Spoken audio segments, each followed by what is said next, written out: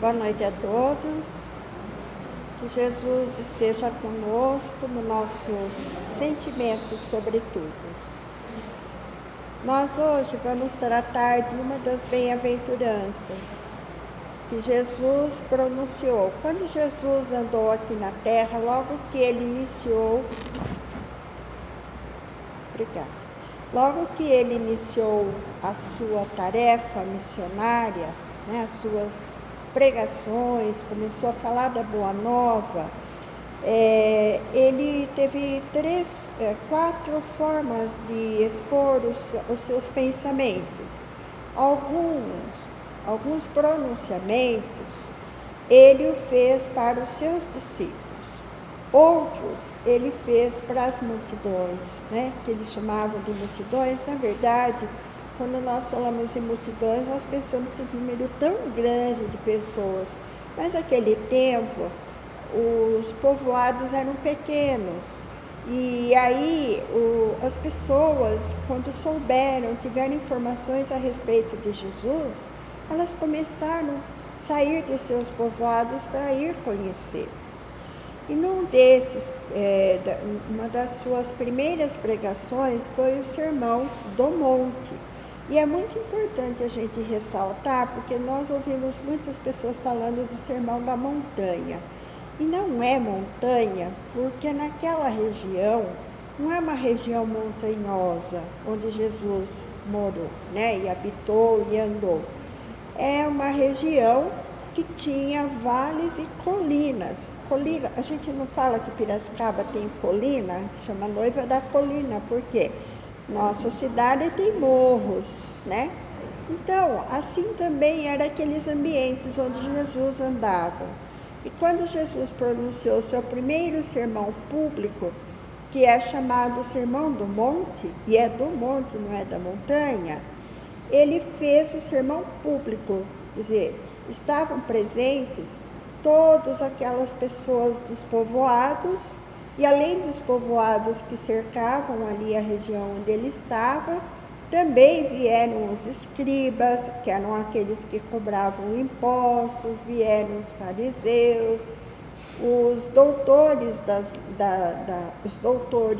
leis, que na verdade eram os sacerdotes que cuidavam dos templos ali, judaicos, Eles não compareciam, mas eles mandavam os seus súditos lá para presenciar, para ver o que Jesus tinha para falar. E Jesus, então, ele começou seu sermão e ele fala, então, das bem-aventuranças. E hoje nós vamos falar de uma delas, que é: bem-aventurados os misericordiosos, porque obterão misericórdia. Nós vamos encontrar essa passagem dita por ele em Mateus capítulo 5, versículo 7. E também nós encontramos em Lucas, no seu capítulo 6, no seu versículo 36, algo parecido, que diz assim: sejam misericordiosos, assim como vosso Pai é misericordioso. Então, Mateus propõe que sejamos misericordiosos para que nós possamos receber misericórdia. E Lucas já afirma que o Pai, que é Deus, é misericordioso para conosco e que devemos ser misericordiosos com os demais. Mas o que significa ser misericordioso, Então, quando nós buscamos as informações lá nos dicionários, nós encontramos que misericórdia é um sentimento de pesar, um sentimento de piedade, um sentimento que nós nos sentimos sensibilizados pela dor do outro. É um sentimento de caridade despertado pela dor presente no outro ou por uma infelicidade que outra pessoa tenha. Daí também misericórdia pode significar, ou nós encontramos como sinônimo, piedade, compaixão, perdão concedido unicamente pela bondade. Essa frase nós temos que reservar, porque existem várias formas de perdão. Mas o verdadeiro perdão é esse. É o perdão que é dado movido pela bondade do nosso íntimo. Então, a misericórdia, ela é um complemento da brandura, segundo o Evangelho, segundo o Espiritismo. Porquanto aquele que não tem misericórdia não é brando e nem pacífico. E aí, nós vamos também encontrar no Evangelho uma afirmação que diz que a misericórdia consiste no esquecimento e no perdão das ofensas. E aqui que é o ponto mais crucial, mais importante, porque quando Jesus, ele falou da misericórdia para aquele povo, ele sabia o quanto aquelas pessoas se sentiam rejeitadas, injustiçadas, viviam na pobreza. Havia os extremos, não como nós vivemos hoje, mas existiam aqueles que viviam em plena riqueza, que viviam cheio de adornos, que compravam os tecidos mais caros lá no Oriente, e existiam os pobres que viviam de maneira paupérrima mesmo, sem condições mínimas. Quando muito existiam os pastores, os pescadores, que obtinham o resultado do seu trabalho apenas para a sobrevivência suas e de seus familiares. Então era uma vida muito cheia de penúria. Então eram pessoas que viviam entristecidas, que se sentiam rejeitadas naquela sociedade, até porque eles faziam questão de ressaltar que aqueles que eram ricos, que tinham posses, eram os escolhidos, eram os eleitos de Deus, enquanto que aqueles demais, que eram os pobres, os miseráveis, né? Eles eram os doentes, os paralíticos, né? Eles eram tidos como os párias da sociedade e que Deus não os queria. Então, eles eram muito maltratados. Imagine qual era o sentimento que eles tinham. E tinha um detalhe, naquele tempo não existiam médicos, existiam pessoas que curavam pela boa vontade, muitas vezes inspirados pelo alto. Mas o médico era só para os reis, era para os ricos, para os sacerdotes, e não para os pobres. Então, muito daquilo que a gente ouve falar da vida de Jesus, do quanto as pessoas conviviam com os leprosos, que hoje a gente chama de ancenianos ou anceníase, mas naquele tempo era lepra mesmo, era assim que era tratado. Então, eles ainda eram mais ainda rechaçados, eles eram expulsos das cidades e tinham que morar longe, em grutas, né?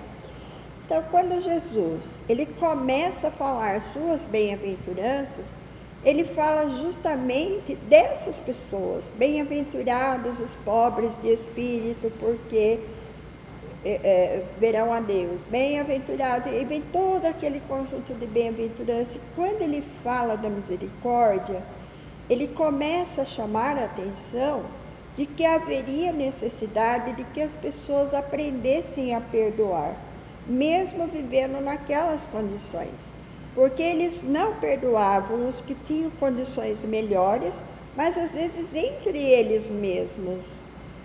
Aquele que conseguia um pouco mais de vantagem, aqueles que de alguma maneira se destacava ou que conseguia trabalhar lá junto dos sacerdotes, servir aos sacerdotes, os próprios escribas eram rejeitados porque eles cobravam os impostos, né? E os impostos eram levados para os romanos, não ficava ali para eles, os judeus. Então, eles também eram rejeitados. Então, Jesus vem e fala desta forma, fala da mansuetude, para que sejam pacíficos. Essa bem-aventurança que Jesus coloca é para tocar o sentimento das pessoas, porque ele não estava falando de uma vida material, ele estava falando de uma vida espiritual. E que seriam bem-aventurados aqueles que tivessem mudança de atitude e que com as suas mudanças de atitudes, eles desenvolveriam o amor, e um amor incondicional, aprenderiam a perdoar, porque quando ele fala da misericórdia, ele está falando sobretudo do perdão. Mas o perdão, ele deve ser um perdão incondicional, assim como o amor também. Não existe outra forma de perdão se não for o perdão incondicional. E ele recomenda isso para aquele pessoal, mas também é para nós, porque crucificaram Jesus achando que crucificando o homem, estariam crucificando a ideia, estariam crucificando e acabando com a proposta. E foi ao contrário, né? Justamente Jesus foi crucificado, aquele sofrimento, aquele espírito valoroso dele, que acompanhou por mais 40 dias os seus discípulos e aqueles com os quais ele conviveu, acompanhou depois do seu desencarne, ele esteve presente, ele se materializou para os seus discípulos, ele apareceu em primeiro momento para Maria Madalena, né? Então, aquelas aparições de Jesus, ele se materializava ali diante deles, trazendo o quê? Esperança, força, coragem, e foram os primeiros cristãos, né? Que nós chamamos de cristianismo primitivo, foi esses pensamentos de amor que Jesus deixou aqui na terra e que permanece até hoje, e que deve reger a nossa conduta. Então, quando ele fala bem-aventurados os misericordiosos, é também para nós, porque nós hoje estamos ainda nesse planeta e nós sabemos que o nosso planeta é um planeta de expiação e provas. Como nós chamamos de expiação e provas, o Espiritismo, não sei se todo mundo aqui conhece a doutrina, conhece os ensinamentos, mas aqueles que já conhecem sabem que o planeta de expiação e prova é um planeta onde nós já vivemos outras vidas e nós reencarnamos, e quando nós aqui reencarnamos, a cada encarnação que nós vimos aqui para a Terra, nós temos muitas experiências e muitas delas são bastante dolorosas, são desafiadoras. Nós enfrentamos doença, perdemos pessoas queridas, perdemos dinheiro, perdemos gente que teve fortuna, perdeu fortuna, pessoas que perdem o emprego, né? Hoje a gente não tem muita gente que tem fortuna perto de nós, a grande maioria é classe média trabalhadora, né? Mas imagine para um trabalhador perder um emprego e ficar 6 meses, 1 ano desempregado. Agora com a pandemia foi outra situação que trouxe para nós muito sofrimento. Só que a dor e o sofrimento, elas nos promovem. Mas existe uma situação nas nossas encarnações, e é por isso que nós falamos expiação e prova, que são aquelas situações que nós temos que conviver com as imperfeições do outro e com as nossas. E o que significa expiar? Significa a oportunidade de nós corrigirmos atitudes que nós cometemos lá no passado e que não foram satisfatórias, que lesaram pessoas, que lesaram situações, né? Comportamentos que tivemos e que quando nós despertamos lá no plano espiritual, nós nos arrependemos. E aí nós ficamos aturdidos, arrependidos e queremos retomar para corrigir aquele nosso erro, aquelas situações que nós provocamos de sofrimento para outras pessoas. E essas outras pessoas muitas vezes eram nossos familiares, nossos amigos, né? Aí o que acontece? A gente vem para cá, reencarna e nós vamos encontrá-los logo dentro da nossa casa, no nosso trabalho, na convivência, no nosso dia a dia. Às vezes nós somos obrigados a conviver com uma pessoa que não são trabalhosas, né? Outras vezes temos filhos que são trabalhosos, pais que são problemáticos. E muitas vezes essas pessoas dão muito trabalho para a gente porque elas nos machucam.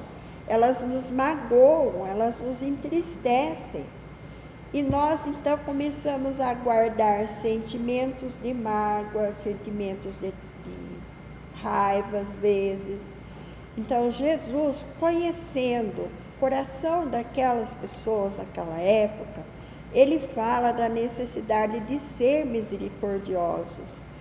Não só porque a misericórdia tornaria essas pessoas mais pacíficas, mais brandas, mas reconhecendo que todos ali eram imperfeitos. Então, como que nós, que somos tão imperfeitos, queremos a perfeição do outro? Como é que nós cobramos do outro aquilo que nós não somos capazes de fazer? Porque muitas vezes nós cometemos erros e o outro não comete o mesmo erro que nós cometemos. Mas o erro do outro nos incomoda e a gente quer corrigir o outro, achando que a verdade é nossa, nós é que estamos certos. Então, quando Jesus alerta para isso, ele está nos chamando a atenção de que nós temos que lembrar que nós somos imperfeitos. Então, a misericórdia, ela é desenvolvida dentro de nós através da compreensão. E o que é compreender? É olhar para os defeitos do outro, é olhar para a pobreza espiritual do outro, é olhar para a miséria, mas não a miséria da pobreza material, mas a miséria na conduta mesmo, né? E olhar para essas criaturas e pensar, elas são problemáticas, mas eu também sou. Elas têm defeito, mas eu também tenho. E aprender a conviver, aprender a se relacionar, aprender a lidar com aquele tipo de temperamento que tem aquelas pessoas. E à medida que nós vamos aprendendo, nós também devemos refletir na nossa postura de perdoar. E o que é perdoar? Perdoar com bondade, perdão incondicional, é quando nós recebemos uma ofensa, mas essa ofensa nem sequer nos atinge. Mas se nos atingir, é nós olharmos e dizer, essa pessoa não está bem. Essa pessoa pode, e começar a falar para nós mesmos, poxa, por que será que está agindo desse modo? Pode ser que não esteja bem, pode ser que não dormiu bem, pode ser que esteja doente, que alguém lá em casa não está bem. E aí, o que acontece? Fica mais fácil para nós entender o outro. Não é fácil, não é, mas vamos dar tempo ao outro para que ele gradativamente possa melhorar, mas tratando-o bem, procurando tratá-lo com respeito, com carinho, porque ninguém resiste a um trato carinhoso, ninguém resiste a uma postura amorosa. Quando a gente vem aqui na casa e nós somos recebidos no atendimento fraterno, somos bem acolhidos, nós saímos daqui alegres, o coração preenchido. Por quê? Porque fomos bem tratados. E essa atitude, ela deve se repetir no nosso comportamento do dia a dia. Porque de nada adianta nós dizermos assim, eu vou perdoar, mas pode ter certeza, a justiça de Deus existe. Isso não é perdão. Isso é prepotência, é se achar superior.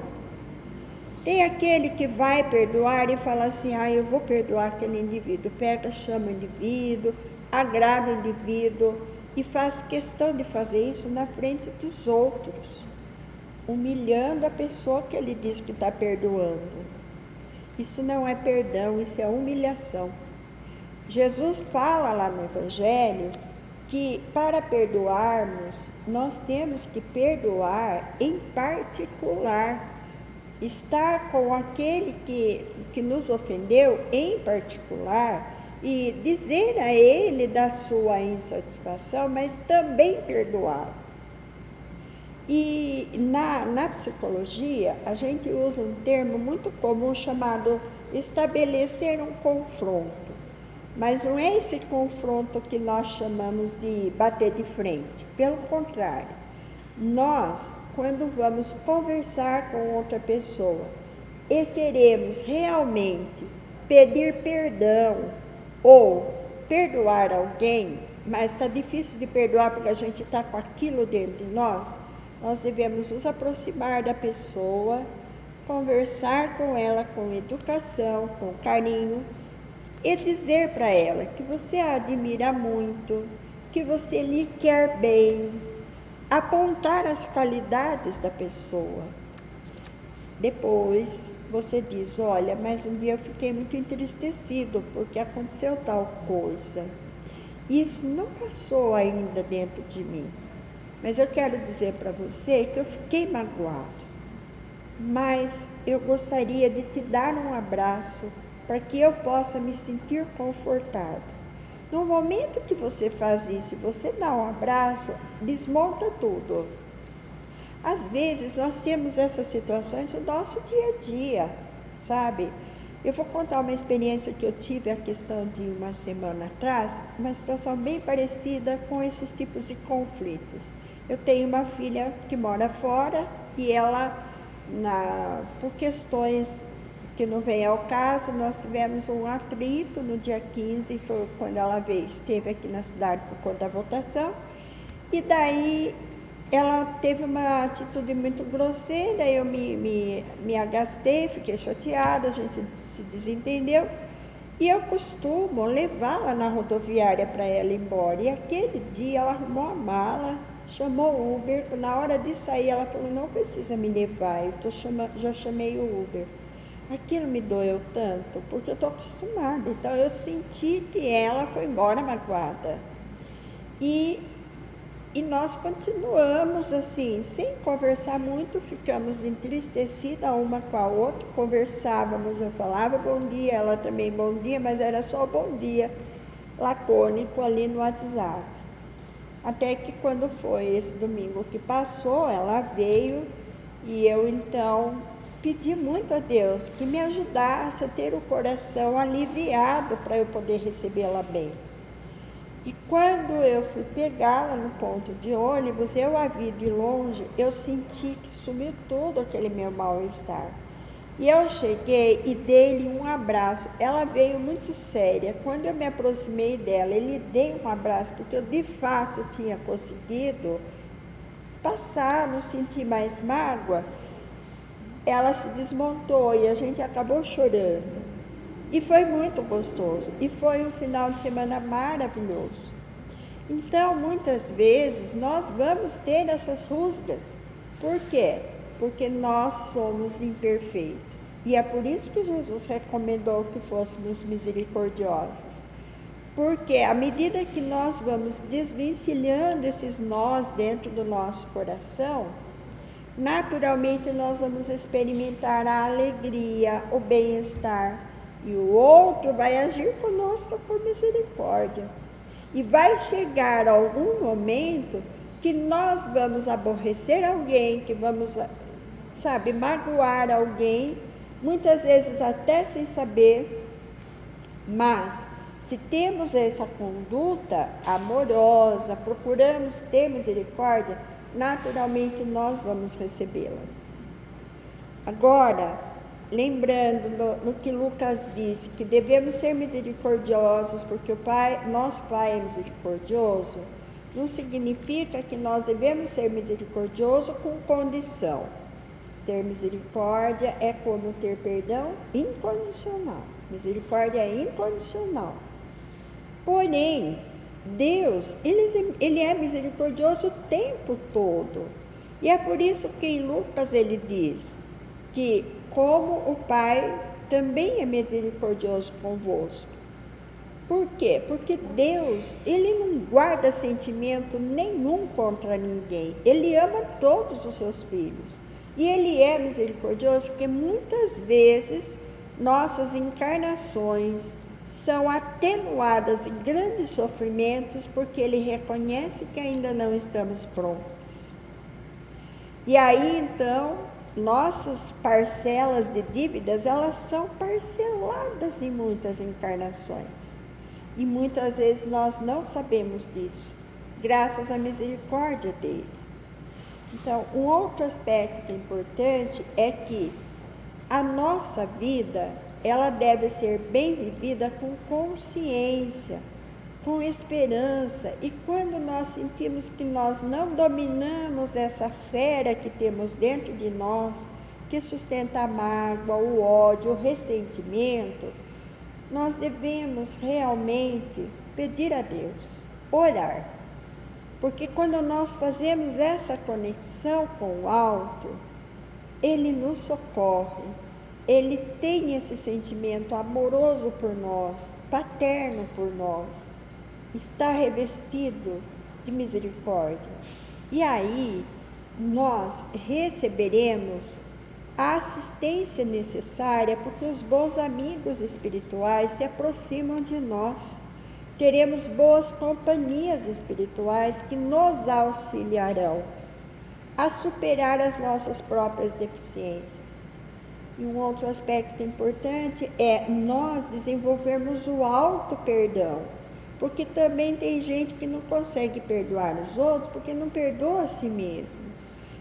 Reconhecendo que somos imperfeitos, é importante que vejamos que os nossos erros terão oportunidade de ser resgatados, mas não porque Deus determina, porque nós mesmos podemos resgatar, mas nos flagelando, nos agredindo, ajoelhando no chão, não, fazendo o bem.